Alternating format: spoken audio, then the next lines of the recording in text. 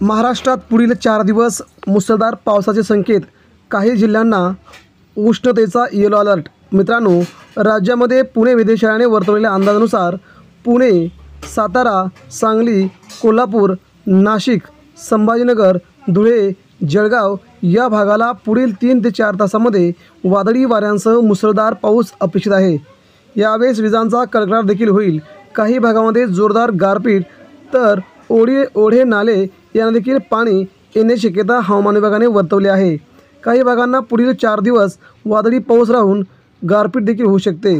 त्यानंतर दक्षिणेकडील सोलापूर, लातूर, धाराशिव, बीड, परभणी, हिंगोली, नांदेड या भागाला देखील वादळी पावसाचा इशारा देण्यात आला आहे।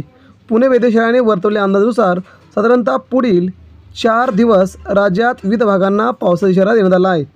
मान्सूनची आगेकूच सध्या अंदमान निकोबारला ओलांडून भारताच्या दिशेने मान्सून येऊ लागला आहे।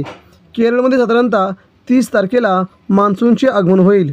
महाराष्ट्रात 5 जूनला मान्सून आगमन करेल असाही अंदाज सध्या व्यक्त केला जात आहे। मुंबईसह संपूर्ण महाराष्ट्रात 10 जूनपर्यंत मान्सून येऊन पोहोचेल असा अंदाज व्यक्त होतोय। त्यामुळे आगामी 4 दिवस राज्यासाठी महत्त्वाचे असतील। मान्सून देखील पुढे लवकरच आगेकूच करत आहे। धन्यवाद।